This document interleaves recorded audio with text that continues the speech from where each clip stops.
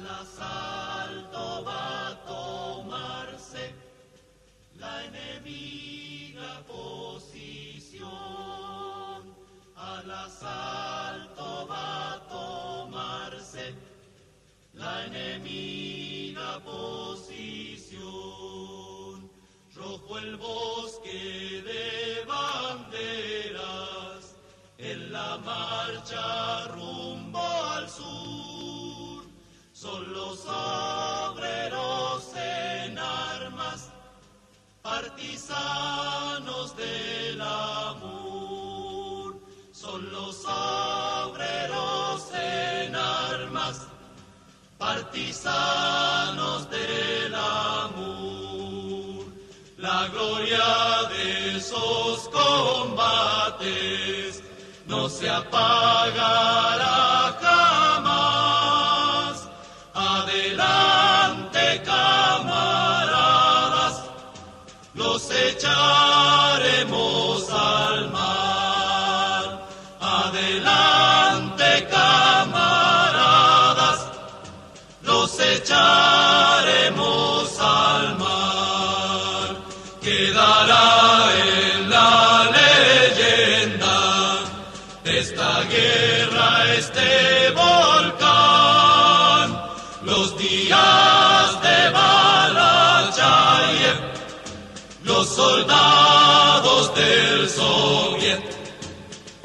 Los días de Balachayev, los soldados del Soviet. Se acabaron los bandidos, se acabó la intervención. Nuestra marcha ha terminado, viva la revolución. Nuestra marcha ha terminado, viva la revolución.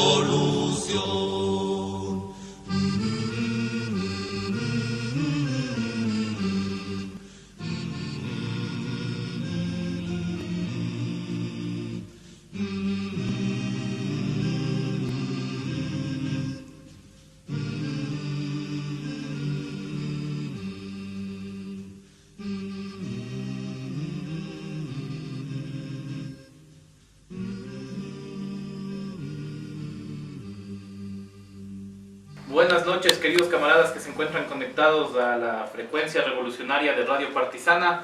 Esta noche seguimos con el Octubre Rojo y Negro y vamos a tener un programa especial donde vamos a hablar sobre el pensamiento y la obra de el comandante Ricardo Arturo Jarrín, el comandante general histórico de Alfaro Vive Carajo, que fue asesinado, ¿sí?, por las fuerzas reaccionarias de la CIA en el Canal de Panamá, y que luego se hizo un montaje aquí de un supuesto heroico enfrentamiento con las fuerzas policiales, donde el cuerpo de Arturo Jarrín, que fue muerto por tortura, fue simplemente acribillado y se lo entregó para que la prensa de ese entonces se regocije de la muerte de este comandante guerrillero. Arturo Jarrín fue el gran comandante del Alfaro Vive Carajo, y también en su memoria vamos a recordar a todo el proceso organizativo de esta organización revolucionaria. Y también vamos a recordar esta noche la memoria de Tomás Sankara, conocido como el Che africano, que fue precisamente un revolucionario de este continente, de Burkina Faso, que también fue asesinado por la CIA y que recordamos en este Octubre Rojo también su papel en la lucha.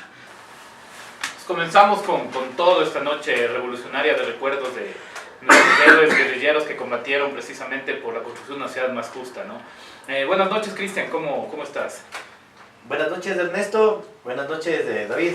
Y buenas noches a toda la gente que está siempre pendiente con nosotros en Radio Partisana. Hoy con un programa especial, ¿no? Bueno, octubre para nosotros es un mes simbólico para ir recuperando toda esa memoria que ha sido siempre escondida, ¿no? por esta memoria oficial que se ha ido creando, que se ha querido crear.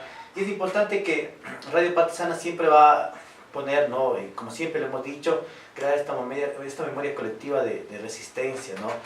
Y siempre con estos temas que para nosotros son muy importantes, ¿no? Si bien alguna vez ya hablamos sobre Arturo Jarrín, creo que es nuevamente loable hablar sobre Arturo Jarrín, todo un proceso que significó, ¿no?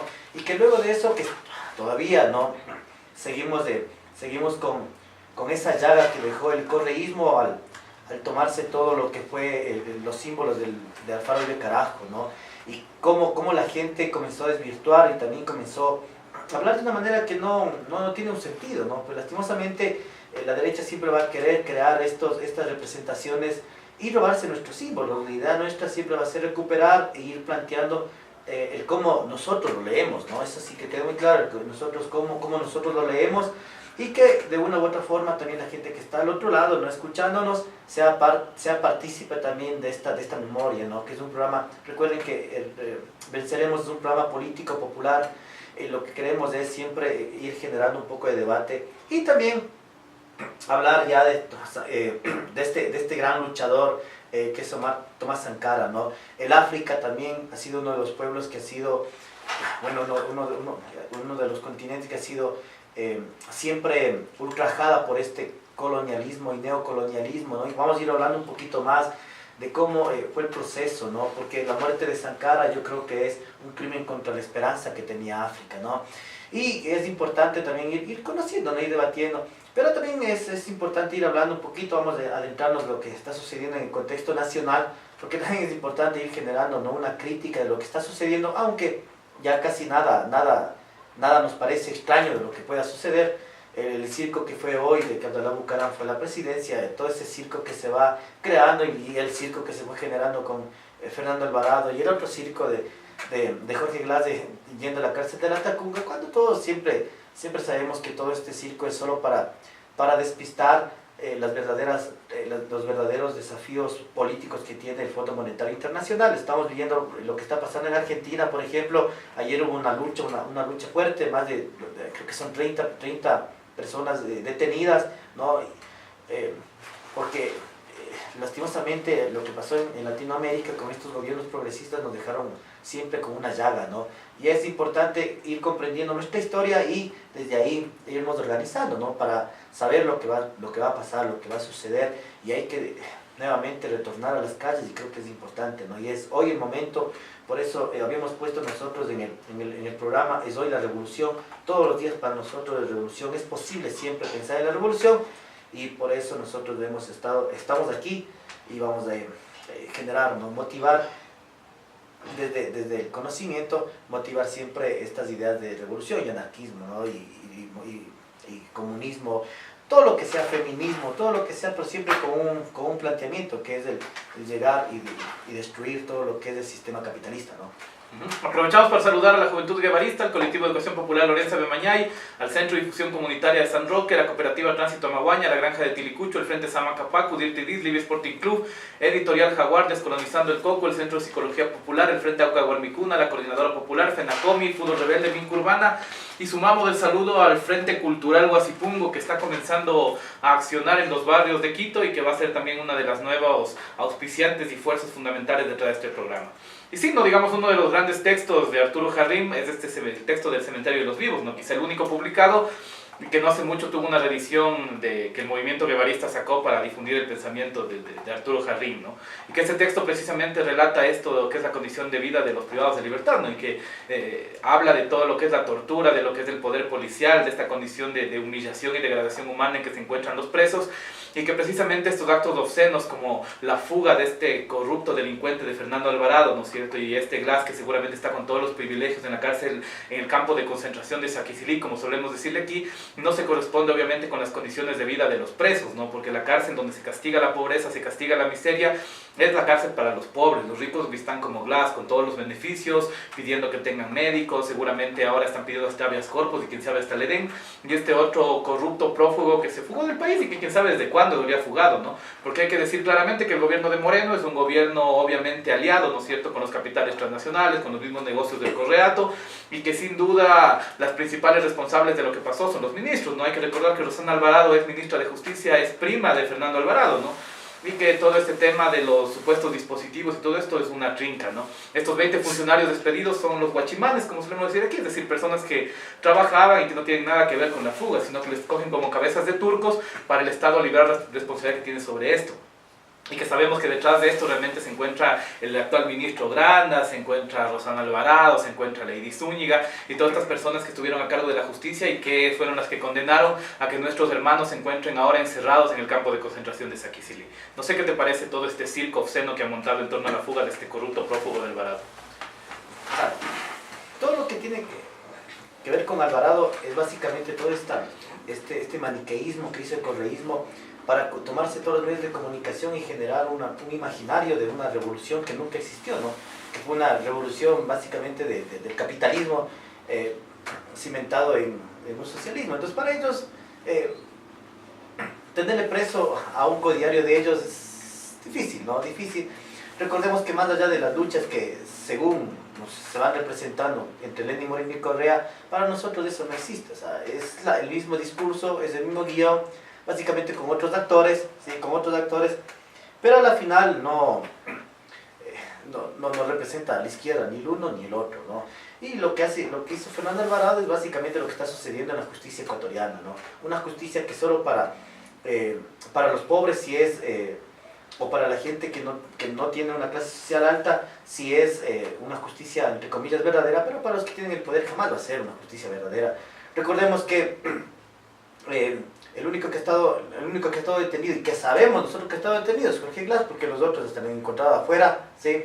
Recordemos que Jorge Glass hasta regresó con pelo de la cárcel. Sí, pues ha sido interesante la cárcel 4, que está en implantes capilares, ¿no? Exactamente, y cuando nosotros conocemos la realidad de lo que pasa, por ejemplo, en la cárcel de la Tacunga, ¿no es cierto?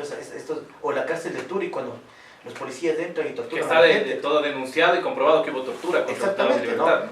Recordemos que, por ejemplo, cuando en la cárcel de la Tacunga, los presos de máxima seguridad se tomaron y sacaron banderas para pedir derechos. Recordemos que justo fue ese momento cuando explotó el volcán Cotopaxi, y en ese momento salieron a pedir, solo exigir sus derechos. Llegó la policía y mucha gente perdió los ojos, perdió las manos, ¿sí? Fue torturada, les dispararon a sangre fría, ¿no? Y recordemos que Lady Zúñiga llegó en ese momento y lo único que dijo es: hemos mantenido a resguardo a la seguridad carcelaria, cuando nosotros sabemos que lo que pasó adentro fue una tortura. La sociedad no lo dijo, los medios de comunicación no lo dijeron, se quedaron callados. Lo que pasó en Turi con el prisionero 69, que subía videos cuando venían los policías, ¿para qué? Para seguir torturando, ¿no? Hay, por ejemplo, videos que son muy fuertes, que ya no están en la red, los sacaron de la red, en donde les hacen desnudar y les comienzan a electrocutar, luego les meten en agua fría. Entonces eso está sucediendo aquí, ¿no? Y en ese momento hablábamos nosotros justamente con el libro de los cementerios de los vivos, porque es un libro actual, un libro que hay que nuevamente retornar ese libro, ¿sí? Porque más allá de lo que haya pasado en el 2007 con esa comisión de la verdad, ¿sí? Que los tribunales de justicia buscaban esclarecer los crímenes de lesa humanidad infligidos, se está haciendo lo mismo. Recordemos las torturas a los estudiantes del Colegio Mejía, del Colegio Montúfar, a los de Central Técnico. Recordemos todas esas torturas que sufrieron en las cárceles y que ahorita, entre comillas, se está saliendo, ¿no?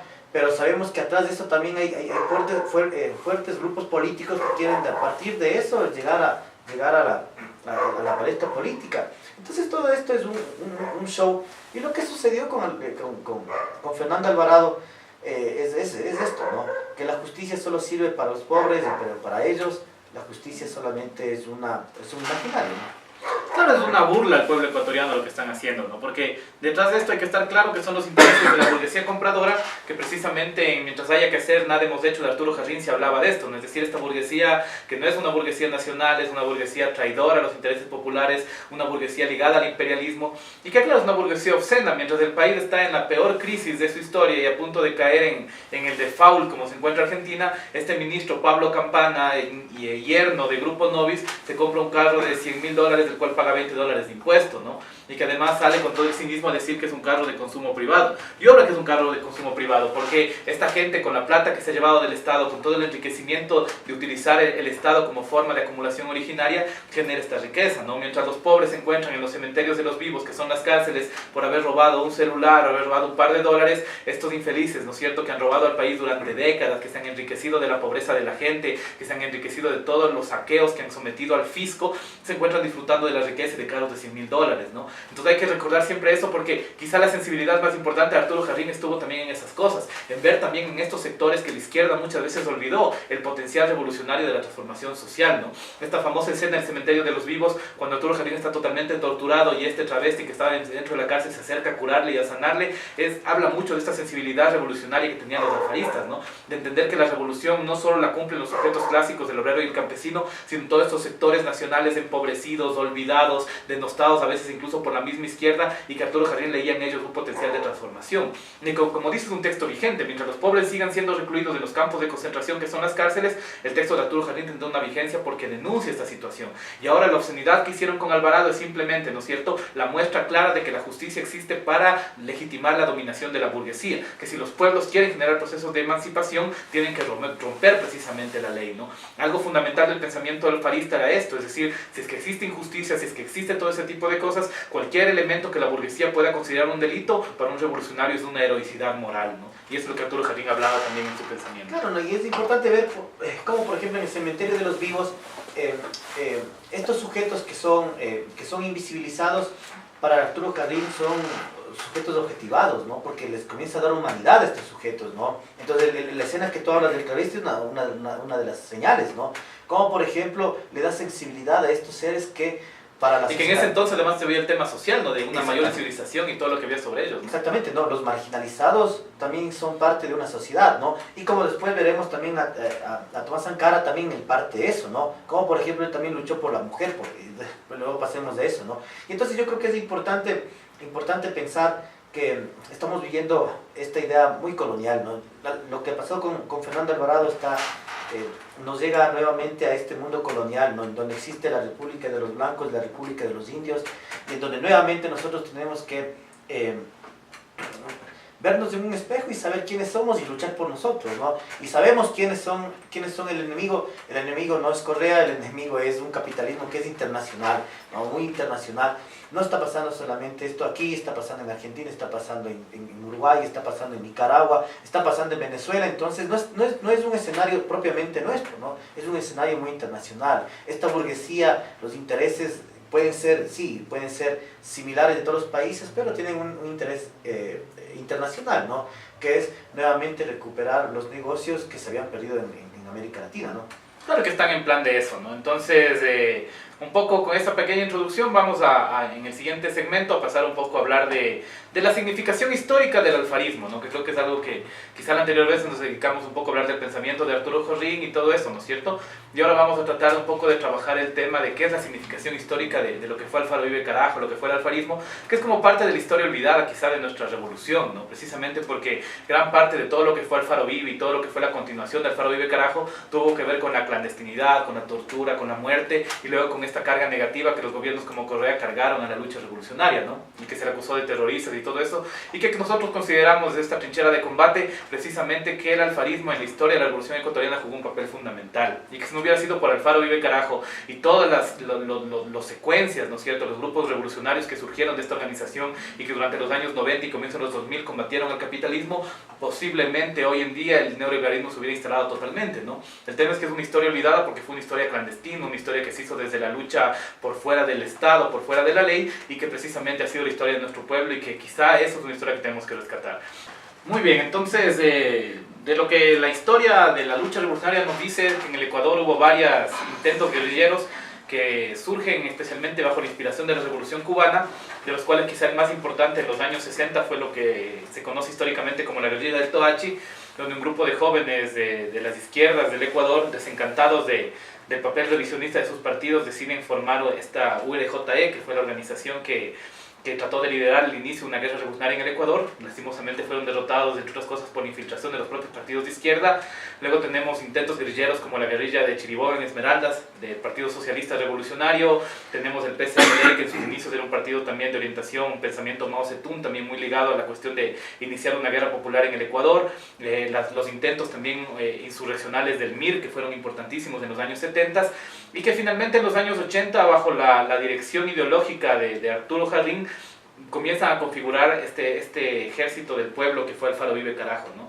Y que finalmente esta organización fue como el conglomerado de lo que eran socialistas revolucionarios, personas que habían pertenecido al PSMLE, el MIR, que estuvo muy presente en la organización, y estos jóvenes también inspirados en la revolución sandinista que combatieron en Centroamérica, como a James Vázquez, que estuvo, por ejemplo, en El Salvador, Arturo Jardín mismo, que fue parte de todo el sistema de solidaridad con Nicaragua, y que finalmente logran conformar una organización. Quizá por primera vez en la historia del Ecuador aparece esta idea de una guerrilla que comenzó a accionar. Alfaro Vive Carajo tenía la idea de crecer en caliente, ¿no? Y por eso desde el comienzo fue una organización, fue un partido combatiente que rápidamente se ganó un lugar en la historia de la revolución ecuatoriana y en el corazón del pueblo. Entonces, un poco para comenzar esta parte, preguntarte, Cristian, ¿qué significa para ti Alfaro Vive Carajo? Bueno, para un poquito ir contestando, siempre para mí es importante, Alfaro representó siempre esa época, ¿no? Una época en donde la crisis, recordemos que en los años 60, ese estado de crítica, la desestabilización, fue muy similar a lo que sucedió en el año de 1930, ¿no? Cuando el cacao comienza a perder ese valor de producto, ¿no? Que fue muy insignia dentro de lo que eran las exportaciones, ¿no?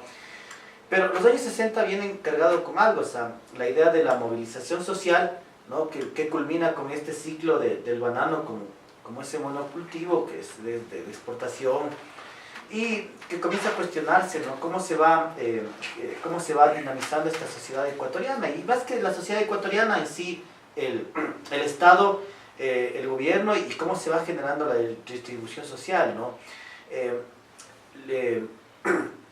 Es importante ver que esta época fue mucha época de agitación social. La intelectualidad tenía mucho compromiso, ¿no? Tenía mucho compromiso, y se aliaban bastantes a estas organizaciones que comenzaban a nacer, ¿no? Las organizaciones campesinas, las organizaciones indígenas, recordemos por ejemplo en el sur de Imbabura, o también ya comienzan a aparecer nombres importantes como ya Tamaguaya, etcétera, etcétera, ¿no? Y es porque esta consolidación de estos grupos, porque recordemos que Alfaro Vive Carajo es un grupo que nace en la universidad, o sea, profesores, alumnos de la universidad, y en donde esta izquierda era una izquierda no clientelar, no era una izquierda que tenía un proceso, ¿no? Y que comienza a cuestionar todo un contexto gigante, ¿no? Lo que estaba sucediendo, esa crisis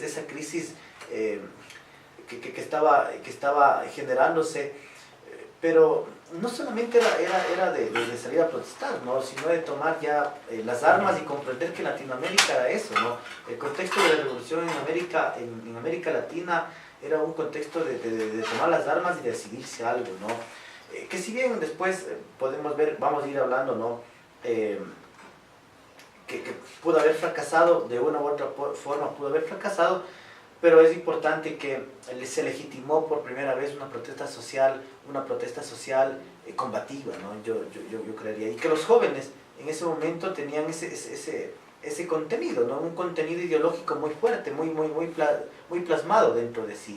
Entonces, y tampoco es que eran gente de clase media alta, ¿no? Una clase media, clase social media, en donde fueron comprendiendo de una u otra forma, y la Universidad Central como el escenario preciso, ¿no? Para poder congregar y reunirse y comenzar a hacer sus primeras ideas, ¿no? Que es una de las cosas bien importantes.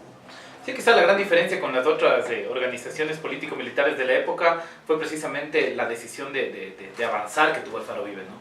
Porque, digamos, el planteamiento de la necesidad de la lucha armada no es nuevo en el Ecuador, es decir, eso siempre ha estado presente, pero las organizaciones quizá por la burocratización, por el acomodamiento al poder, por los negocios que tenían con el Estado, y quizá mucho tuvo que ver el tema del famoso regreso a la democracia, ¿no? Que tenía que ver con esto de que todos quisieron participar, se sumaron a la camioneta de la democracia y se olvidaron los principios revolucionarios. Y es interesante que Alfaro Vive, mientras todos estaban en la orgía democrática, decide más bien lanzarse a la lucha armada, ¿no? Y eso, por ejemplo, a mí me parece que es clave en cómo Arturo Jardín logra consolidar un equipo de cuadros, dirigentes de izquierda, que precisamente eran estos jóvenes desencantados de las traiciones de los partidos que habían pactado con el poder en este intento de montarse al circo democrático, y que deciden lanzarse a la lucha concreta, ¿no? Creo que gran parte del éxito éxito, ¿no es cierto?, de Alfaro Uribe en un primer momento tiene que ver con esta decisión histórica de lanzarse a la lucha armada.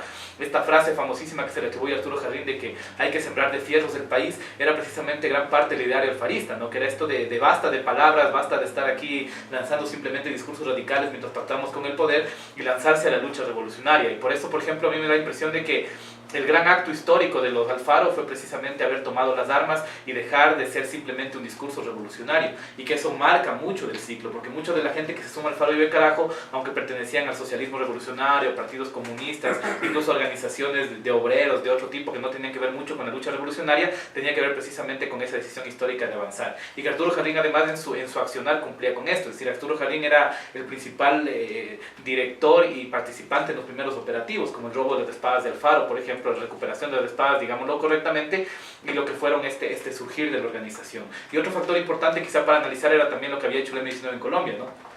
Este surgimiento de una organización que criticaba precisamente quizá la doctrina un poco rígida de las FARC y el accionar quizá lento de esta organización, y generó una nueva forma de hacer guerra de guerrillas, ¿no?, basada en acciones espectaculares, en contacto con las masas, en este sabor a sancocho que decía Jaime Bate Mancayón, y que era precisamente lo que Alfaro Uribe Carajo tenía también, esa conexión con lo popular, con el rescate de las tradiciones populares de nuestros pueblos, y no simplemente con un discurso rojo alejado de la realidad, sino con un discurso rojo que calzaba realmente en las masas. No, y también otra de las cosas importantes, ya que tomas del M-19, el contexto, ¿no? Como en Colombia, ya décadas de los 60s y 80s, ya las Fuerzas Armadas Revolucionarias de Colombia, el FARC-EP, el ELN y el M-19 comienzan a ver ya la ciudad como el escenario preciso, ¿no? Ya comienzan a generar movimiento dentro de la ciudad, y comienzan ya no a clandestinizarse, ¿no?, sino simplemente a mostrarse. Y recordemos también que en Perú también aparece el MDTA también. El MDTA y también el Sendero Luminoso, y que son ya guerrillas urbanas, ¿no?, que es una de las cosas que me parece bien importante. También la influencia de los montoneros y los tupamaros, ¿no?, que era también como muy importante en la consolidación. Y el Frente Sandinista también por la Unidad Nacional, el Frente Farabundo Martí, y el Movimiento Revolucionario del 13 de noviembre, ¿no?, que fue muy importante, cómo se van generando, ¿no?, estos conflictos contra todo lo que se fue generando dentro del Cono Sur, ¿no?, digamos Cono Sur, la parte de Centroamérica, y también en nuestra parte, ¿no?, la parte andina. Entonces, como por ejemplo todos los movimientos ya comienzan a visibilizarse con una de las cosas importantes, ¿no?, y a legitimar estas guerrillas ya, que pondría como unas guerrillas urbanas, ¿no?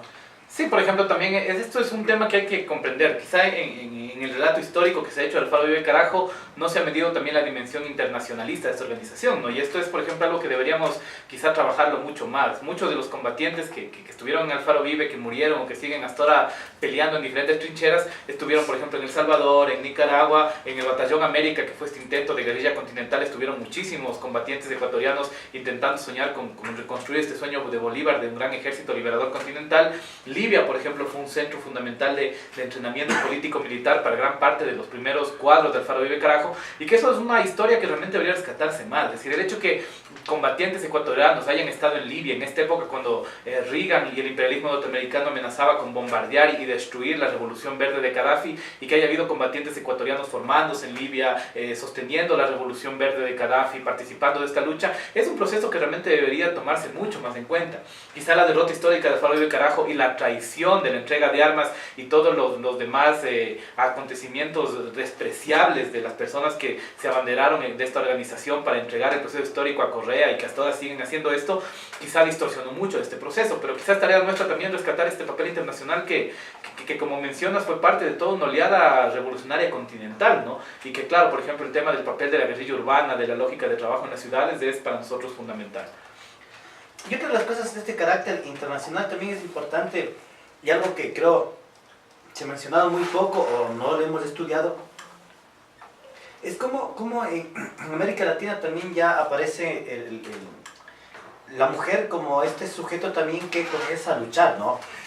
Hay algunos textos que son súper chéveres, y recomiendo, por ejemplo, el libro de Gabriela Saprissa, en donde tiene un artículo que llama Memorias de mujeres en el relato de la dictadura, violencia, cárcel, exilio, ¿no? Entonces, ¿cómo vas repasando en Uruguay cómo se van generando las mujeres, ¿no? También, porque las mujeres fueron un punto muy importante dentro de las revoluciones, y en Alfaro Uribe Carajo también estuvo la mujer ahí, ¿no? Recordemos cómo, por ejemplo, la madre, ¿no? La madre es del centro de ahí, ¿no? no nos olvidemos también, por ejemplo, el Sendero Luminoso, también la mujer es bien importante y cómo se van dinamizando dentro de los ejércitos, ¿no? Y, por ejemplo, y ahora también, y es un ejemplo claro lo que está pasando, por ejemplo, también con las guerrilleras en la lucha contra el ejército sionés, ¿no es cierto? O sea, cómo está la mujer armada, y eso también es bien importante. Yo creo que no hemos hablado bastante, creo que hemos dejado a un lado también la mujer como parte principal también e internacionalista, ¿no? Dentro de estos movimientos guerrilleros.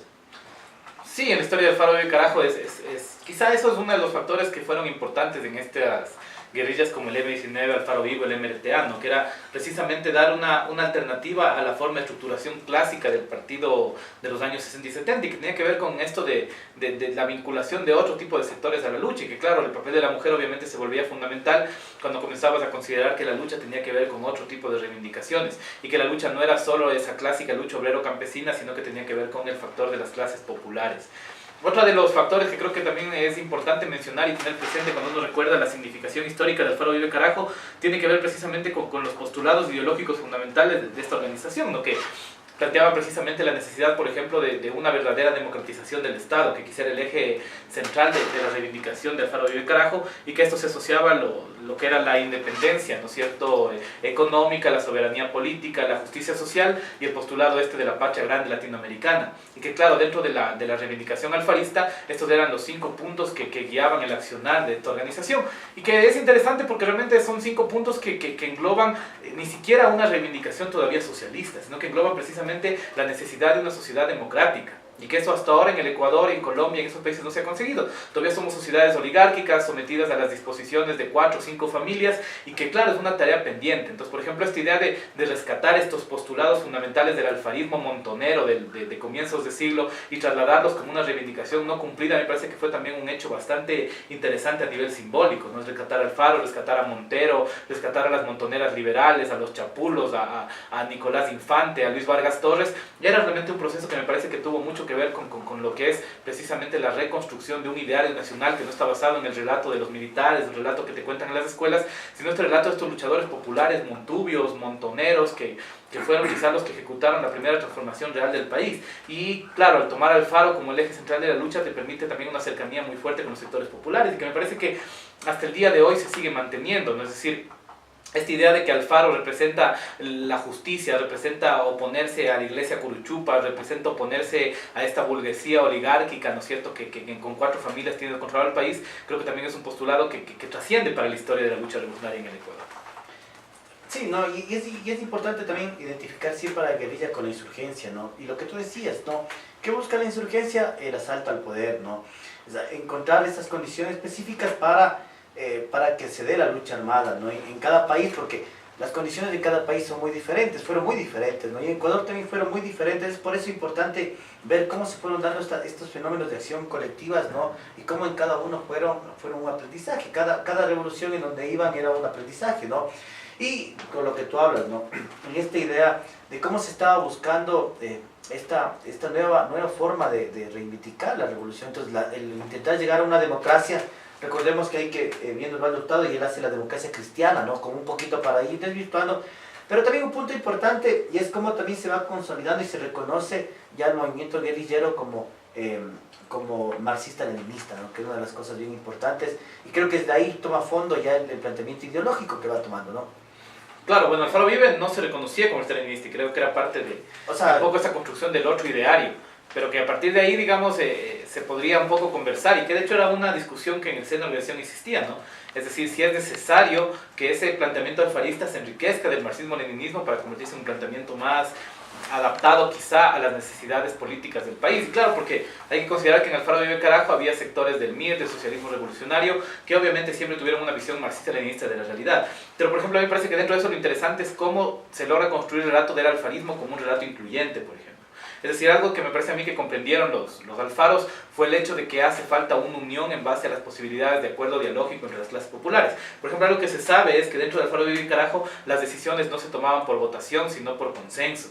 Y me parece que eso era un ejercicio que realmente obligaba a que la izquierda se siente a dialogar. Entonces, claro, cuando tú encuentras personas del MIR, chinos, socialistas revolucionarios de formación, demócratas cristianos a veces, teólogos de la liberación, discutiendo sobre un postulado que era el alfarismo, me parece que es un ejercicio dialógico que debería rescatarse. Que es lo mismo que pasa hoy en día, es decir, la lucha revolucionaria en el Ecuador no puede ser la obra de 4 vanguardias iluminadas que creen que saben sobre la realidad, sino que realmente es un proceso de encontrar qué es lo que nos puede unificar. Por ejemplo, la propuesta que también nosotros defendemos es esta propuesta de que el guevarismo es algo que puede unificar a los sectores de izquierda. Es decir, esta propuesta incluyente, amplia, donde las diferentes visiones del marxismo, leninismo y la revolución puedan confluir en un consenso dialógico, ¿no es cierto?, en esa discusión en el seno del pueblo, que diría Mao, es precisamente esta posibilidad de construir. Y creo que Alfaro Vive Carajo tenía muy presente esa noción de cómo se construye la lucha. Por ejemplo, en el imaginario colectivo, Rebeca nos dice que está muy presente estas películas que hace un tiempo atrás sacaron, ¿no es cierto?, estos desertores de la organización, muchas veces para contar la historia de Alfaro Vive Carajo como un grupo de jóvenes rebeldes que hacían pendejadas y que luego se arrepintieron, y que no tiene nada que ver con la historia organizativa de lo que fue este movimiento revolucionario, ¿no?, que como mencionamos viene de una larguísima tradición de izquierda. Es decir, la gente que estuvo en Alfaro Vive viene de la formación de Manuel Agustín Aguirre, de los orígenes del MIR, viene del trabajo de las organizaciones de barrios del sur, viene de los trabajos de los sectores obreros y campesinos, viene de una larguísima tradición revolucionaria, y fue una lucha donde más bien estuvo asentada la necesidad de las clases populares ecuatorianas de lanzarse a la lucha armada. Fue una respuesta a ese pedido clamoroso de los pueblos de dejar de vivir en un sistema de explotación y más bien lanzarse a la lucha. Quizá Alfaro Vive fue la vanguardia armada de un movimiento popular que se venía consolidando desde hace mucho tiempo atrás. Y que termina siendo una estructura muy organizada, ¿no?, en torno a una concepción que es la concepción político-militar, ¿no?, en donde la base social le permite a esta organización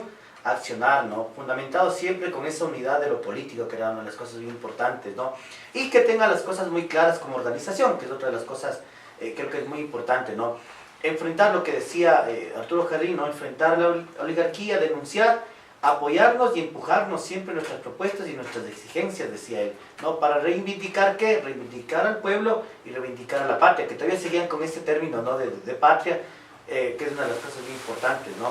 Y entonces, ¿qué es lo que planteaba Arturo Jarrín? Siempre poner fuerza armada para llegar a los logros políticos, que es lo que siempre se planteaba, ¿no?, el Jarrín, más allá en el año 84 que escribe su libro, ¿no? Quizá uno de los elementos que a largo plazo también Alfaro Vive Carajo nos legó a la izquierda es la posibilidad de luchar, es decir, este hecho de que un grupo radical de vanguardia se haya lanzado a la lucha y durante varios años haya puesto en jaque al Estado ecuatoriano, habla de que es posible luchar.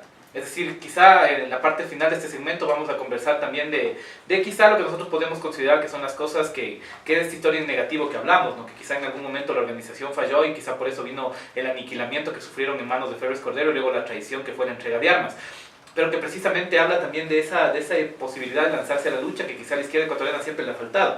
Es decir, la izquierda siempre ha vivido del cuento de que ya llega la lucha armada y al final nunca se ha atrevido a lanzarse porque no ha tenido la capacidad quizá política y ese atrevimiento necesario de tomar los cielos por asalto, como decía Lenin, ¿no? Y quizá uno de los grandes valores que tiene Alfaro Vive Carajo en nuestra historia es mostrarnos que es posible luchar y que quizá todas las personas que nos formamos, ¿no es cierto?, al calor del recuerdo de lo que fue Alfaro Vive Carajo, tenemos la conciencia presente de que es posible luchar y no solo que es posible luchar, sino que es posible triunfar también. Y otra de las cosas importantes, ¿no?, que más allá de que sea una organización con fines políticos, también algo que es importante es esta labor que comienzan a llevar estas organizaciones, las labores de inteligencia, ¿no?, asaltos a cuarteles militares para obtener armas,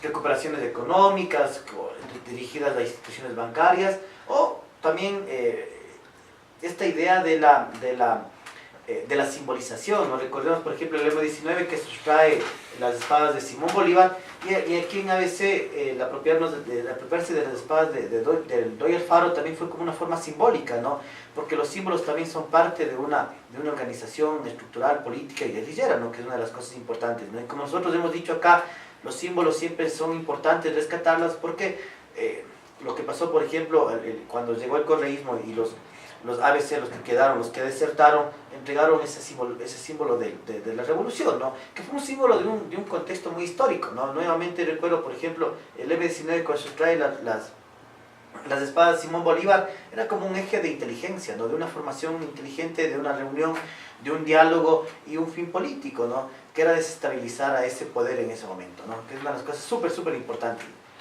Sí, y eso es como clave. Yo creo que en estos momentos también hay que recordar que por más que los traidores le entregaron las espadas de Alfaro y Montero a este personaje fascista de Rafael Correa, hay que recordar que Alfaro Uribe Carajo vive en los pueblos, ¿no? Es decir, podrán entregarle el uniforme de Arturo Jarrín si quieren a estos traidores, ¿no? Pero aquello que representa Arturo Jarrín para nosotros es precisamente la posibilidad de lucha y eso nadie le puede quitar al pueblo. Esas espadas algún rato el pueblo las recuperará. Recordemos que es la espada de Alfaro y la espada del Cholo Montero, ¿no? Este Cholo Montero que era este personaje montonero, radicalísimo de la lucha revolucionaria, que incluso está ficcionalizado en los sangurimas como aquel que le nombra al coronel Sangurima, coronel en pleno campo de batalla, y que representaba lo más radical, lo más popular, lo más salvaje, ¿no es cierto?, si se quiere, del campo Montubio, y que claro, esa espada también fue entregada a Correa, y que es tarea quizá de los pueblos recuperar esas espadas nuevamente para la lucha.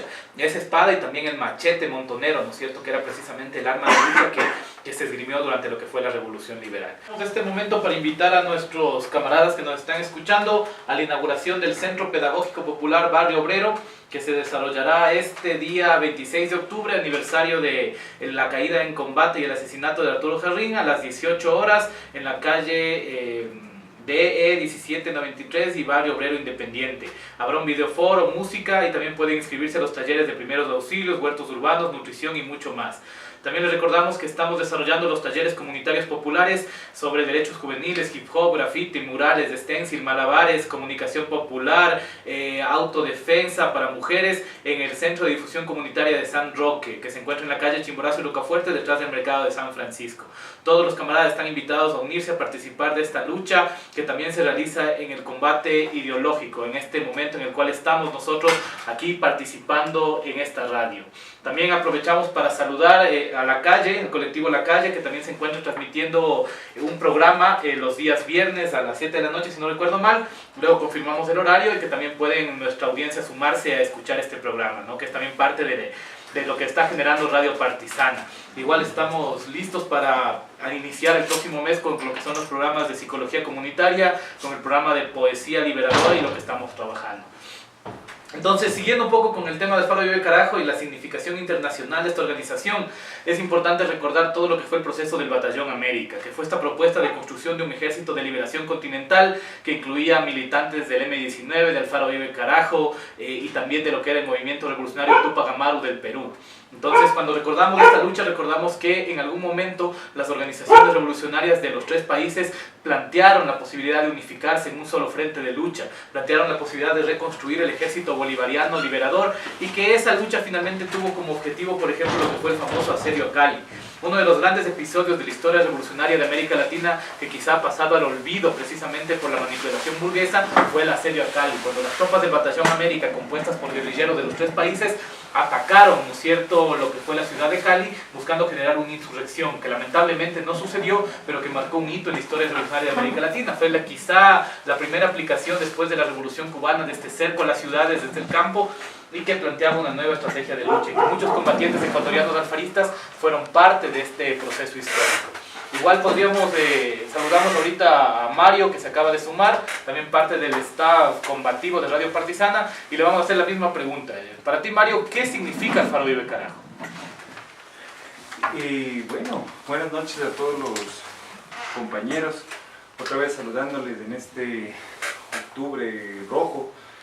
Pues algunos, lamentablemente, este es un mes de mucho recordar, pero también un mes bastante combativo.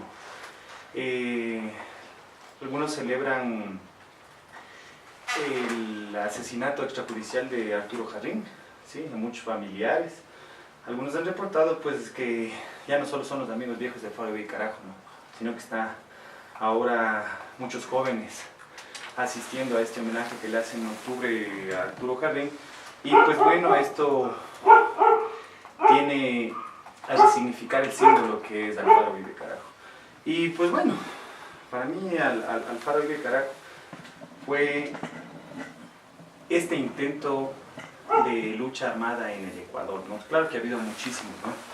pero tiene algunas características como una lucha armada urbana que intentó, pues bueno, también hacer una lucha rural, hubo muchísimos intentos, pero fue un intento radical, un proyecto político que intentó luchar contra esa oligarquía bastante despiadada, ¿no?, de los años 80. Entonces, pues bueno, es un intento valiente de la juventud organizada en la ciudad de Quito, también teniendo su sede en Esmeraldas, tratando de sacar, ¿no?, también influencia en Manabí.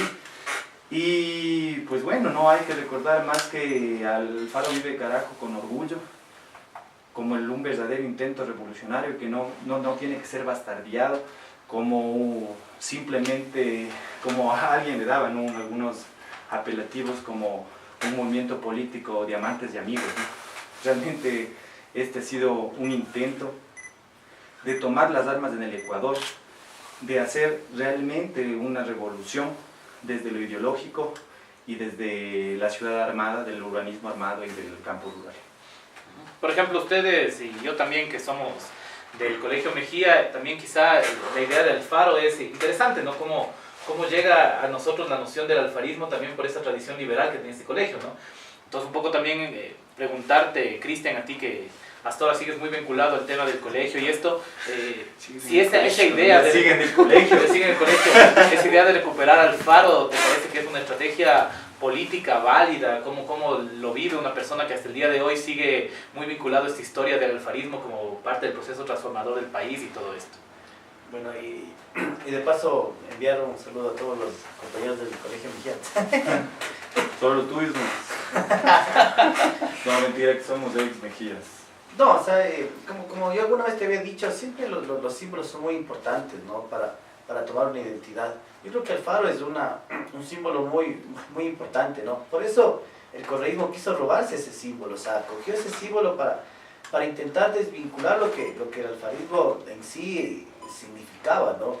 Una vía abierta para tomar, no sé, una nueva decisión política, tomar una nueva faceta, descubrir la historia, pero siempre los símbolos van a estar marcados por este ostracismo neoliberal, ¿no? El intentar robarse, ultrajar estos símbolos, ¿no? Recordemos que, por ejemplo, y en mi caso, ¿no?, porque el alfarismo en el colegio fue muy importante. Nosotros estudiamos, y en mi caso, que como ustedes no fuimos compañeros, pero fuimos compañeros de recreo y todo eso, de libros, pero nosotros estudiamos el faro bastante, ¿no? Los profesores tenían una conciencia muy clara y hablábamos, por ejemplo, sobre Arturo Jardín, hablábamos sobre el cementerio de los vivos, que es una de las cosas súper importantes, ¿no? Y que de una u otra forma para un joven que tiene 11, 12 años, llega a ser una forma de esa idea esperanzadora, ¿no?, de llegar a una forma de liberar, ¿no? Y nosotros siempre hemos estado con la idea de la liberación nacional. Yo creo que una de las cosas bien importantes fue eso, ¿no?, el estudio del alfarismo dentro de una institución que fue creada con esas ideas alfaristas dentro de lo que se fue conociendo, ¿no? Y el estudiar también a todos estos alfaristas, porque en el colegio, en los libros que recién estaba rebuscando, habíamos estudiado el cementerio de los vivos, ¿no? Facetas del cementerio de los vivos. Entonces creo que en ese momento, esa condición política que tenían los profesores, que tenían los compañeros mismos, creo que era una de las cosas súper importantes, ¿no? Que ahora le falta bastante, ¿no? Y las instituciones educativas no tienen ese fundamento político, ¿no? De hecho, por ejemplo, ese tema popular en el Mejía está muy marcado, ¿no? Digamos, Fausto Basantes también fue estudiante del colegio y recuerdo hasta cuando yo estudiaba, había una tradición todavía de recordar la participación de este famoso guerrillero ecuatoriano en lo que fue la dirigencia estudiantil del colegio. El Mejía fue varias veces tomado por comando del Faro Vive, ¿no? Quizá en nuestra época ya no vivimos esa circunstancia porque la organización había sido ya entregada por los traidores, pero que estuvo ahí. Por ejemplo, Charlie nos dice: el Faro Vive Carajo es un intento de lucha en una escuela, es parte de la historia que no podemos borrar, que intentan ocultar, es la luz para alumbrar el camino hacia la victoria final. Otro de los factores, quizá ya un poco para ir cerrando este pequeño análisis, homenaje que hemos hecho de Alfaro Vive Carajo, es también analizar las causas finales de la derrota, quizá, ¿no? Que no hay no hay que negar, ¿no es cierto?, ni creer que la historia es simplemente un canto de victoria, sino fundamentalmente para el proletariado un canto de derrotas. Y que finalmente en el año 86 empiezan a ser asesinados los comandantes de la organización, son atrapados en las famosas casas de seguridad, que según lo que comenta el viejo Eloy en su libro El Memorial de una Ilusión, que también recomendamos a la audiencia que lo estudien, eran más bien casas de inseguridad, una serie de falencias en lo que era la mucha infiltración en la organización, y que lamentablemente comienzan a ser asesinados, ¿no? Primero Acosta, luego Fausto Basantes, luego James Vázquez, luego Nicolás Cerezo, y termina el año de las masacres con la muerte de Arturo Jardín en Panamá, ¿no? Después de unas llamadas que son interceptadas por la CIA, es capturado en el canal de Panamá, torturado y asesinado aquí. Entonces quizá este fin de la historia del Faro Vive también nos llama a alguna reflexión. No sé qué les parece a ustedes esto. Yo creo que una de las causas de la derrota del Faro Vive de Carajo fue estos métodos de tortura psicológica y física también sufrieron los miembros de parte del SIC Pichincha, del SIC, ¿no? Del SIC 10. Entonces, pues bueno, estaba leyendo una tesis acerca de rescatar la memoria del Faro Vive de Carajo, donde hay una entrevista a Juan Cubi, ¿sí?, donde describe completamente la tortura que se vivió, y pues bueno, y él argumenta que una de las causas principales fue la delación de los mismos miembros, pero o sea, no por cobardía, no, es una tortura brutal que ellos sufrieron. Por ejemplo, además de la tortura física, que nunca dieron el paso atrás, pero también era la tortura de la amenaza familiar, pues, ¿no? Si ahora usted dice te van a matar a tu madre, a tu hermano, a tu abuela y así sucesivamente, ellos fueron alertados acerca de las posiciones, y así es de la manera que le atrapan a Fausto Basantes, ¿no? Teniendo un encuentro, ¿no?, con un compañero, y pues bueno, él había sido capturado algunos días anteriores. Entonces, pues bueno, en el punto de encuentro hay la delación por una tortura psicológica, y pues bueno, cae uno de los estrategas militares de Alfaro Vive de Carajo, ¿no?, que tú mencionabas acerca de que un militar político, un ideólogo de la Alfaro Vive de Carajo, pero también le respetaban mucho como estratega militar. Me parece que él tiene algunos tratados acerca de guerra urbana, ¿no?, de guerrillas, tiene medios de seguridad, de luchas callejeras, tiene manuales, o sea, tiene producción. Fausto Basantes tiene una figura también bastante interesante atrás de eso. Incluso también fue presidente de la FEWE, ¿no?, de la FESE, ¿no?, de los estudiantes secundarios de la FEWE también. Claro, entonces también era un ideólogo bastante fuerte, ¿no?, de la Alfaro Vive de Carajo, pero más respetado por esa organización militar y esos medios de seguridad que a veces faltaban a la organización aquí urbana, ¿no? Sí, por ejemplo, Fausto Basantes es asesinado en la Avenida de la Prensa, ¿no?, cuando es capturado en una emboscada, que aparte de esta hubo delación también de un elemento de infiltración, y que claro, antes de morir termina gritándoles esto de un alfarista nunca se rinde, y es acribillado por las fuerzas policiales. James Vázquez es asesinado de un bazucazo a la casa de seguridad donde se encontraba, y ahí muere en la explosión.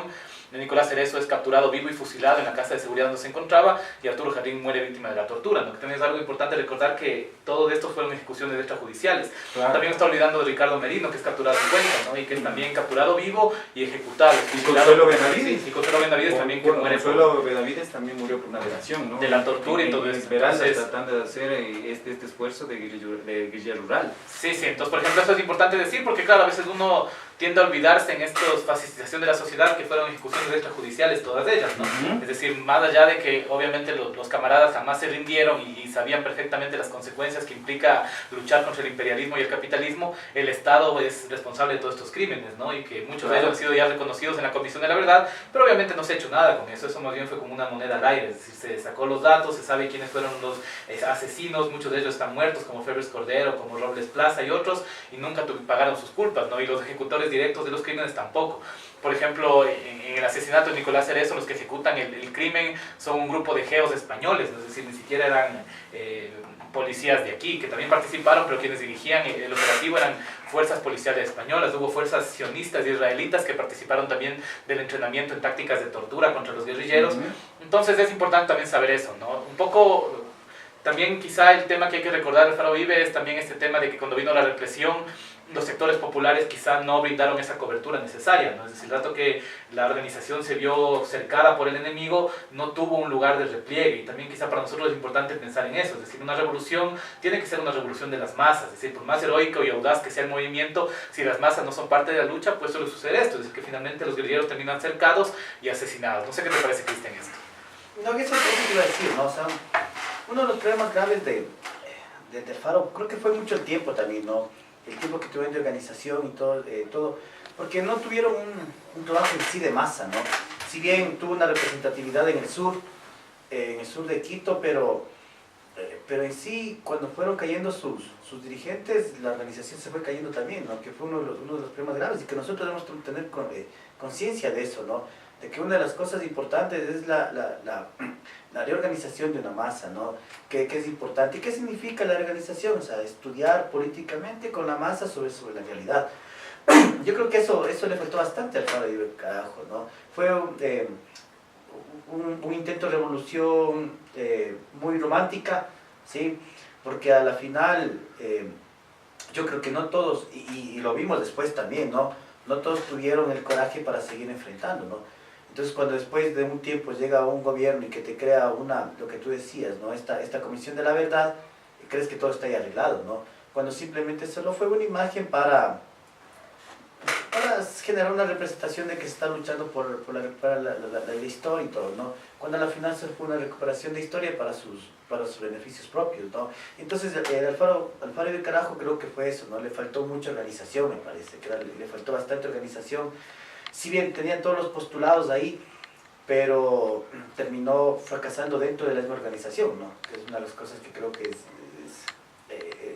es importante retomar ahí, ¿no? Claro, yo sí quiero resaltar que sí hubo bastante organización en el Faro de Carajo. Sí hubo intentos de escuelas de formación política, sí hubo intentos de empezar a formación de bases rurales, ¿no? Como nosotros vemos de los intentos de Esmeraldas. Yo creo que mi criterio, ¿no? Que una falla fundamental en el movimiento al Faro de Carajo fue recrearse en esta figura de los emblemáticos, ¿no? Como por ejemplo el Che Guevara. Entonces, con esta ideología del hombre nuevo, con esta ideología de que un hombre solo puede cambiar al mundo. Y pues bueno, y eso fue lo que repercutió en todas las organizaciones o en todos los líderes de izquierda, pensando que todo se puede dar como se hizo en la Revolución Cubana, ¿no? Que fue algo, o sea, súper sui generis, podríamos decir. Y resulta que la guerrilla que se organizó en Cuba no fue por una victoria por ellos militarmente, fue una coyuntura de la isla, ¿no? Fue realmente, ¿qué les puedo decir? Un rendimiento del Estado por unas cuestiones mucho más externas que la lucha de la guerrilla contra el ejército, ¿no? O sea, pero esa coyuntura no se iba a dar en otros espacios, como en Bolivia o como en Ecuador, y pues bueno, todos tomaron esa figura. Y el Che no sabía, ¿no? Eso tiene el tema de la concepción histórica clara que el Che habla. Y encima hay una metáfora que le dicen a Arturo Jarrín, que es el Che criollo, pues a él también le veían carismático, le veían político, le veían ese líder que puede llevarnos a la victoria revolucionaria. Pero realmente, o sea, en este caso no era del Ecuador, el Ecuador estaba todavía con un proyecto neoliberal súper fuerte, ¿sí? Y un ejército apoyado, y encima apoyado de los gringos y todo, que no iba a ser tan fácil. Al Che, ¿qué le pasó en Bolivia, no? Y la misma suerte ocurrió a Arturo Jarrín y a los líderes visibles, pero porque ellos se martirizaron a través de una estrategia o una política que tenían a idealizar a sus líderes. Y cuando empezaron a caer los líderes, empezó a caer la organización, ¿sí? Porque los líderes sí tenían esa convicción de revolución o muerte. Yo no creo que ellos tenían una idea, o sea, que no era clara. Yo creo que tenían una idea bastante clara, sino que era una visibilidad de líderes. Y los líderes fueron cayendo por eso, ¿no? Por esa audacia que tuvieron en la lucha. Sí, y esa humanidad y esa solidaridad, porque Fausto Basantes no iba a dejar a un miembro de la organización, a un hermano, sin darle un espacio de ayuda. Por eso es que cae, ¿no? Por ese humanismo, no es por irresponsabilidad, pero fue irresponsable al proceso de revolución que estaba atrás de él. ¿Sí? pero no era no era por tonto, como podríamos decirlo, no cayeron por tontos, cayeron por humanistas, ¿sí? Y pues bueno, eso fue el proceso que yo creo que se dio.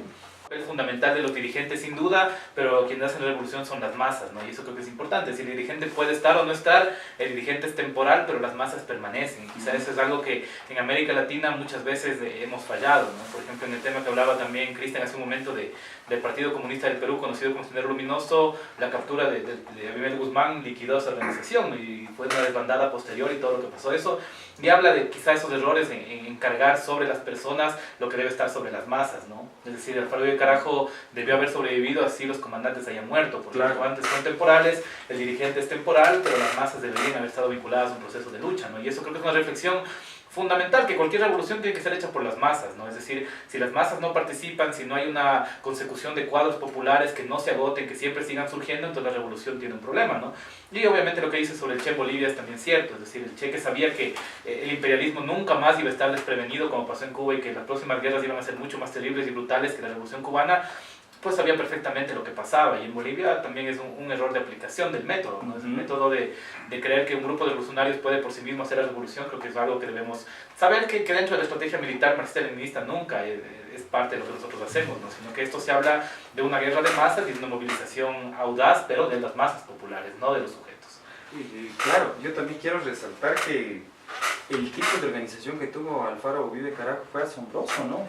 O sea, ellos hicieron su trabajo. Sí, ellos hicieron el jaque al Estado. Hicieron su trabajo. ¿Se imaginan que, o sea, el método propagandístico de Alfaro Uribe Carajo era la espectacularidad? Pues ellos hacían cosas extremadamente espectaculares para hacerse visibles, ¿no? O sea, por ejemplo, la toma del barrio La Ecuatoriana. Claro. ¿Sí? Y así muchísimas cosas, les rescata el símbolos de las espadas de Pablo Nucara, ¿no? Entonces, el ataque al cuartel del Rastrillo, ¿no? Donde recuperaron un montón de armas y municiones. El escape de la cárcel. El escape de la cárcel, que fue impresionante, ¿no? Entonces eran cosas espectaculares que nos llamaban la atención y nos decían que sí es posible hacer la revolución desde una organización estudiantil, universitaria, pero ellos deberían guardarse, pues, porque como tú dices, la masa es la que hace, la masa es la que les esconde, pero ellos dieron toda la cara, e incluso me parece que ellos alcanzaron más efectivos militares que la misma organización de Fidel, ¿no? Porque creo que al final de la organización eran 200 activos y algunos más rezagados, ¿no? Casi 300, pero en la Revolución Cubana creo que eran más de 200 tomándose a La Habana. Entonces, imagina cuál fue el proceso esto, ¿no? Que fue espectacular. El problema es que no hubo un apoyo de las masas, y no porque no se quería, y no porque la tensión estaba fuerte, y no porque el momento se estaba dando, sino que las prácticas represivas que tomó el Estado de León Félix Cordero con el SIC-10 fueron extremadamente contundentes. Sí, fue claro, mucho asesinato extrajudicial. Y que además fue una política regional, ¿no? Porque el M-19 también vivió una experiencia similar. Los comandantes también fueron todos sistemáticamente aniquilados, los Tupamaros pasó lo mismo, el MLTA le pasó lo mismo, entonces es una táctica además continental, ¿no? Sí. Muy bien, entonces un poco para ir cerrando este bloque, quizás nos queda también decir que más allá de esta crítica revolucionaria que hacemos a los camaradas, nosotros también y toda la izquierda revolucionaria también somos hijos de este proceso, ¿no?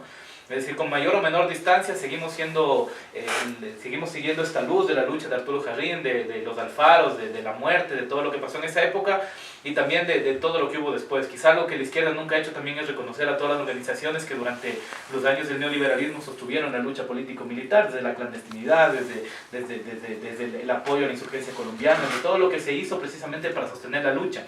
Y reconocer que finalmente es válido reconocer la historia, es válido asumir la historia, es válido reconocer también las equivocaciones que nosotros podemos considerar para una construcción, pero también es necesario recordar y mantener la memoria viva de los camaradas, ¿no? Que finalmente, más allá de errores y aciertos, de heroicidades y tal vez de equivocaciones, son parte de nuestra historia de lucha y están en el panteón de la revolución proletaria mundial.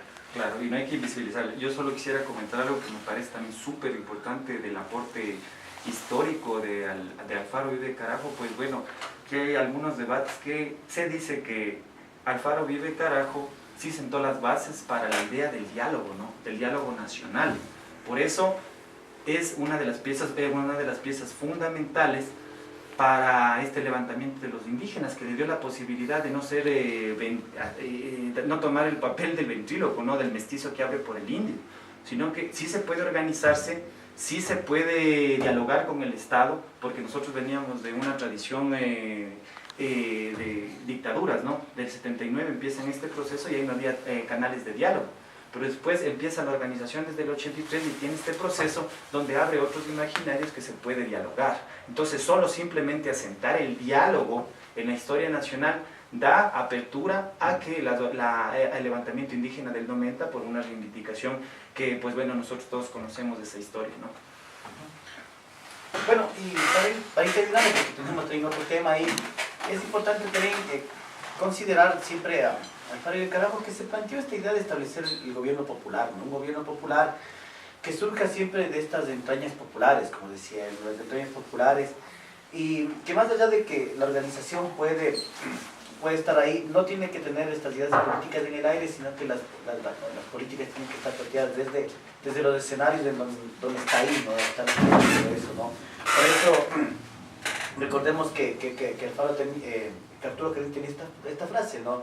Mientras haya que hacer, nada hemos hecho, entonces es una de las cosas importantes, ¿no? Y de ahí creo que hay que partir siempre, ¿no?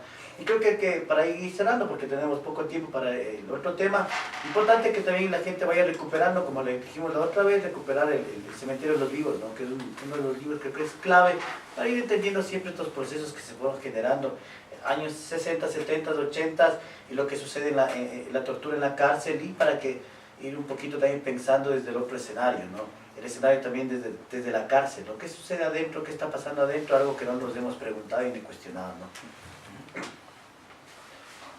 Bueno, yo también para cerrar solo este tema, otra reflexión acerca de la entrevista que estaba leyendo cuando estaba pues Arturo Jarrín en el penal García Moreno, pues va Diego Kendo a entrevistar. Bueno, bien, ahí se ve la claridad del pensamiento político pues de Arturo Jarrín y su propuesta, pero una de las frases que me interesó es que no solo la revolución es la toma de los medios de producción y del poder, ¿no? Sino que también es la toma de la historia y la resignificación de nuestra historia. Por eso es ese acto simbólico de la toma de las espadas, ¿no? Porque nosotros tenemos que darle otros sentidos a la historia. Desde el poder que se puede tomar, no solo recuperar los medios de producción, sino la historia.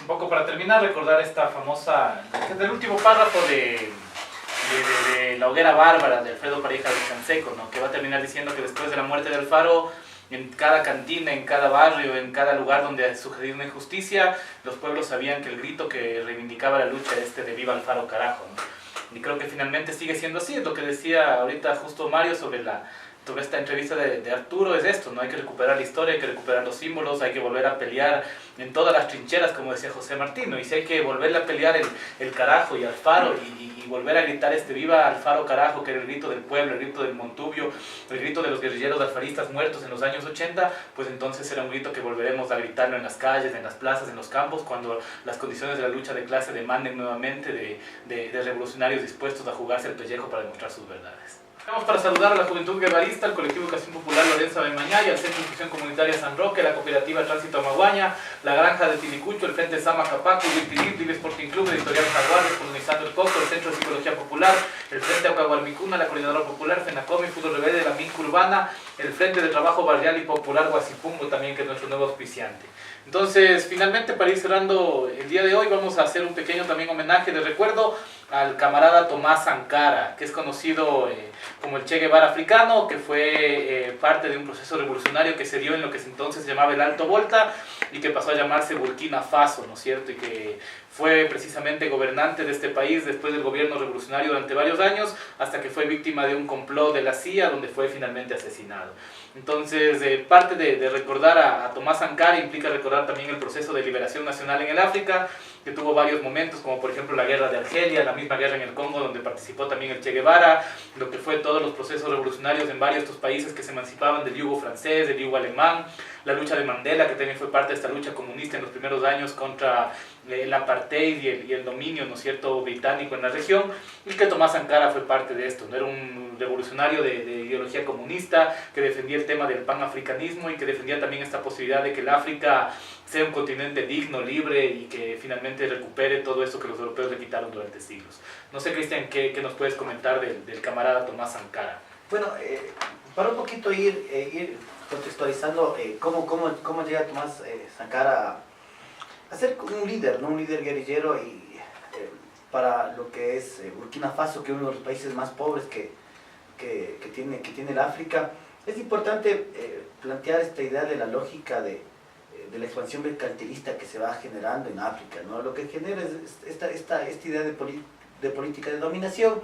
Recordemos que África, después de que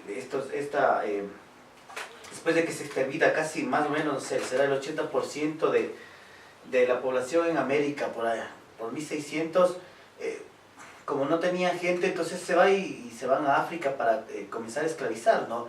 Y muchos de africanos fueron arrastrados por el Atlántico para servir de mano de obra esclava, ¿no? Recordemos que muchas de las empresas estaban en quiebra y surgen en torno a la mano de obra que se da por la gente africana, ¿no? Que es una de las cosas que es importante, ¿no? Y esto que conlleva la destrucción masiva de los seres humanos, la creación de estereotipos. Recordemos que la gente en África era llevada a Europa para ser como gente de circo, trabajadora de circo. Hay una destrucción de comunidades, la destrucción de África se comienza a destruir, que es una de las cosas importantes, y comienzan a crearse estos estereotipos, ¿no?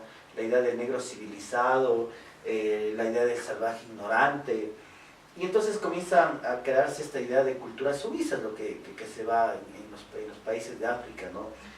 Y un poquito también hablar sobre esto de que ya en el África se da esta idea de la acumulación primaria del capitalismo, y entonces el capitalismo por medio de esta mano de obra comienza a enriquecerse, ¿no? Comienza a enriquecerse y básicamente las clases dirigentes se comienzan a occidentalizar. Y entonces ahí viene yo creo que uno de los problemas graves, ¿no? La occidentalización de las clases dirigentes africanas, y básicamente África llega a tener países que son sucursales de este pensamiento occidental, ¿no? Y entonces África se vuelve como este escenario de la esclavización, en donde las clases dirigentes comienzan a defender a esta idea del neocolonialismo que se comienza a generar, ¿no? Y ahí aparece Tomás Sankara luchando, ¿no? Para poder defender a uno de los países que es un país muy complejo como Burkina Faso, un país que tiene mucha complejidad en su escenario, ¿no? Y Tomás Sankara llega también como un líder que llega a tener el poder, que es una de las cosas importantes de ahí, ¿no? Que es una de las cosas que creo clave entender cómo comienza desde el poder a generar una lógica de guerrilla, ¿no? Que me parece bien importante, ¿no? Sí, además es importante recordar todas las transformaciones sociales que en el periodo de gobierno, quizá de 4 o 5 años máximo que estuvo Tomás Sankara en el poder, implementó en Burkina Faso, que significa el país de los hombres íntegros, ¿no? Que es como muy decidor de la ideología guevarista de este revolucionario africano, y que planteaba, por ejemplo, el tema de la autonomía, ¿no es cierto?, que es fundamental. Para mí me parece que es una de las quizá aportaciones más interesantes. Uno de los grandes problemas de las revoluciones en el mundo es el tema de cómo sustentar un país bloqueado por el imperialismo, y parte de lo que planteaba Sankara era precisamente esta posibilidad de que los pueblos africanos vivan de sus propios recursos sin tener que estar sometidos al imperialismo. Otro tema interesante también fue el tema de los derechos de la mujer, ¿no? Que en el África hasta el día de hoy sigue habiendo el tema de la mutilación genital femenina y cosas así, y que Tomás Sankara durante su gobierno pues prohibió totalmente en el país. La formación de consejos revolucionarios que hablan de lo que estábamos conversando, ¿no? Es decir, dar el papel revolucionario a las masas y que no se concentre solamente en un dirigente o no a la revolución, y todo el tema también de este planteamiento de la liberación del África, del FMI, del Banco Mundial, que en ese entonces ya comenzaban a estrujar este continente, y que luego en los años 90 con la guerra de Liberia, con lo que fue la guerra civil en Ruanda, desangrarían brutalmente el continente africano. No sé, Mario, ¿qué opinión te merece todo esto? Bueno, yo solo quisiera resaltar África ha sido el continente víctima de las aberraciones del imperialismo, ¿no? Entonces, ahí se ha visto las atrocidades más grandes, me parece a mí, ¿sí? Todos hemos sufrido los abates del imperialismo internacional, pero creo que África ha sido un espejo para el mundo de hasta dónde puede llegar, ¿no? ¿Cómo se podría decir? Esta hambre por destruir a nuestro planeta, destruir nuestra humanidad, destruir nuestra existencia en el universo. Creo yo que al capitalismo y el imperialismo brutal llega hasta esos límites. Y pues bueno, de Tomás Sankara para aprender de este Che africano. Y uno de los datos que me interesó fue el que acabas de mencionar acerca de que a la toma del poder, creo que esto se da por el 80-83, en los años 80, y pues bueno, hubo también unas tomas de decisiones gubernamentales cuando estuvo en el poder bastante decisorias. Yo no sé si son los primeros intentos para visibilizar a las mujeres en la historia, dándoles cargos de poder gubernamentales poderosos dentro del gobierno. Entonces yo no sé si esos fueron los primeros intentos en África para visibilizar al papel de la mujer en la política africana, ¿no? O sea, es una pregunta que yo hago, pero bueno, me parece muy importante eso. Y por su adscripción que marxista, comunista, viene un montón de reformas como el voto, unas reformas en la educación africana. Y pues bueno, yo no sé si esto, como esta revolución liderada por Sankara, en Burkina Faso da el paso, ¿no? Porque a mí me interesa bastante el estudio de procesos libertarios a través de África. No sé si esto tiene relación con las ideas que se puede tener después en Sudáfrica con Nelson Mandela. Claro, es parte de todo el proceso de liberación nacional, ¿no? En África, después de la Segunda Guerra Mundial y hasta más o menos mediados de los 80, vivió una serie de guerras de liberación que pretendían específicamente expulsar al imperialismo europeo de la región, ¿no? Por ejemplo, quizá una de las experiencias más bellas fue también de Patrice Lumumba en los años 60, ¿no? En el Congo, que era este proyecto de liberación nacional basado en la democracia, en el diálogo, en el desarrollo africano. Lumumba, que hablaba de todo este tema de generar un continente digno, un continente de recuperación de la dignidad africana que había sido pisoteada por los europeos durante décadas y siglos, más vale. Y también es parte de lo que fue la guerra civil en Argelia, ¿no? Que también Frantz Fanon habla en sus textos, y que fue una guerra popular de larga duración que terminó expulsando finalmente a los franceses. Y Burkina Faso es continuación de este proceso, ¿no? Es decir, la revolución que se dio en este país durante esta década fue también parte de esa lucha, y que se mantiene hasta hoy. Por ejemplo, hasta hoy sabemos que en el África hay un país colonial que es el Sahara español, ¿no? Que sigue siendo colonia española, y que hay muchos presos en las cárceles españolas por luchar por la liberación nacional de ese país.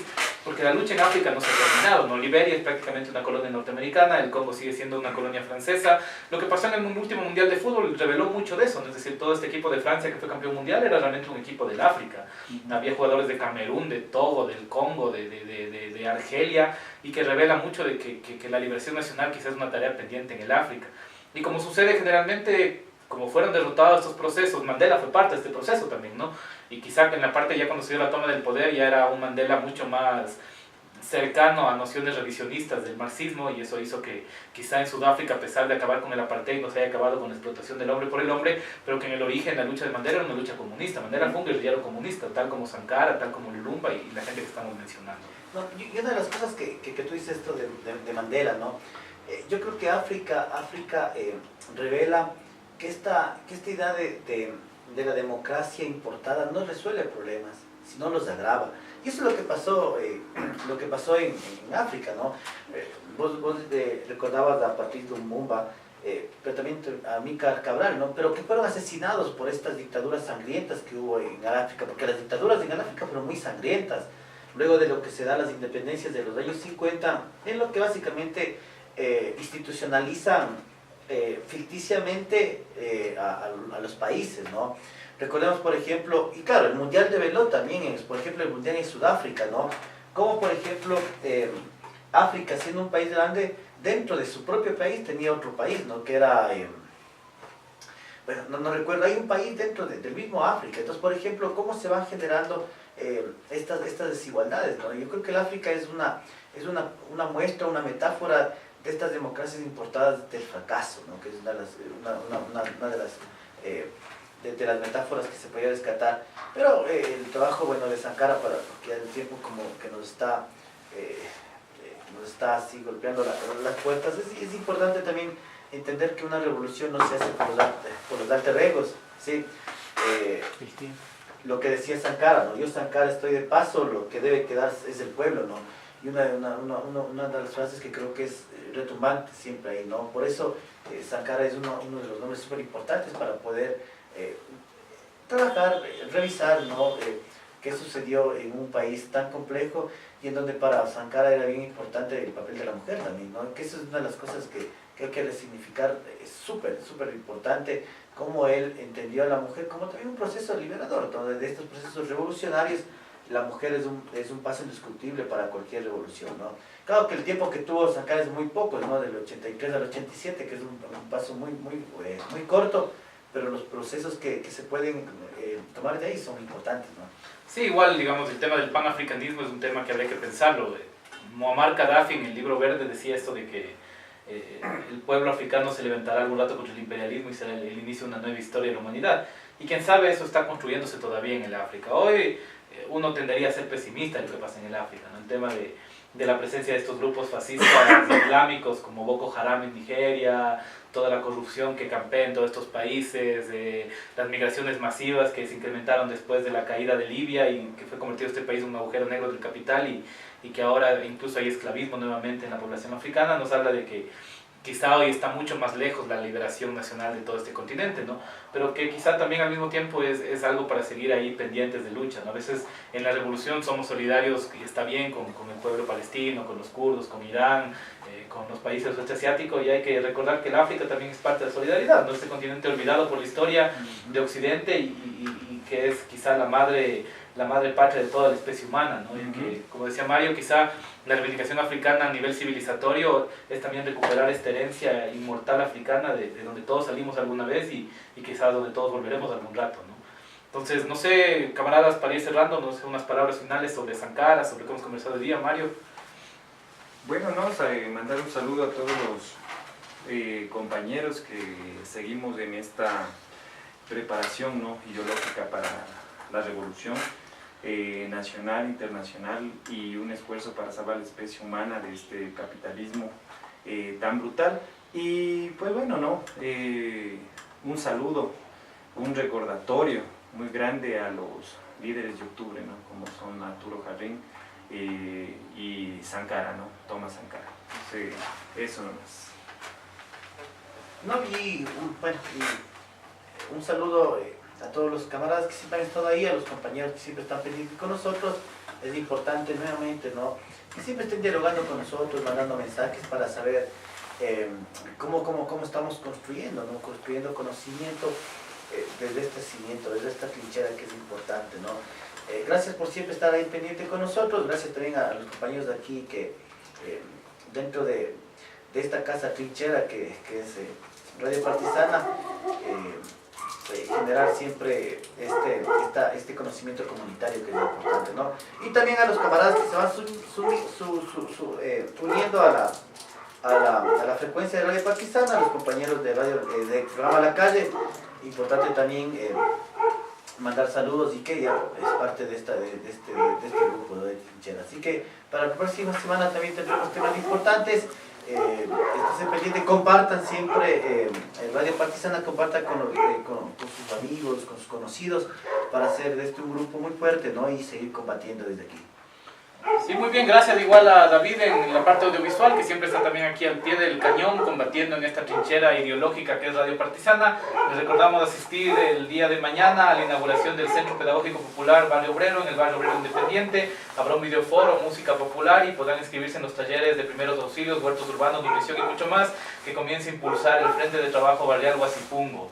También les invitamos a los talleres comunitarios populares culturales de derechos juveniles, graffiti, murales, stencil, malabares, comunicación popular y alternativa, que iniciarán el 27 de octubre en el Centro de Difusión Comunitaria de San Roque, ya nuestra casa conocida. También el día sábado a las 12 del día y el taller de autodefensa, será el segundo módulo. La primera semana vimos algo de taekwondo, un poco de box. Estamos ahí también capacitando a la autodefensa en los sectores populares y pueden asistir, es totalmente gratis.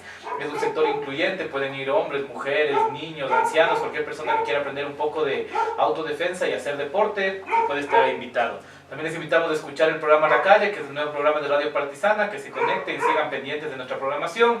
Igual les invitamos a escuchar Fútbol Rebelde el próximo día miércoles a las 8:30 de la noche, donde estamos haciendo también la generación de hinchadas antifascistas, de un fútbol de diferente concepción, no mercantil, sino de otra manera, y así vamos creciendo en esta red de comunicación popular que estamos surgiendo aquí, ¿no? Sin nada más, recordar nuevamente a Arturo Jarrín, a Tomás Sankara y a todos los héroes que hemos hablado en esta noche, y seguimos al pie del cañón con el puño en alto. Vamos a cerrar escuchando otra versión del himno guerrillero, que ha sido la canción que ha guiado hoy día nuestro homenaje en el Día del Guerrillero Heroico Ecuatoriano, interpretada esta vez por los muertos de Cristo. Nos estaremos viendo la próxima semana. Viva el comunismo y viva la libertad.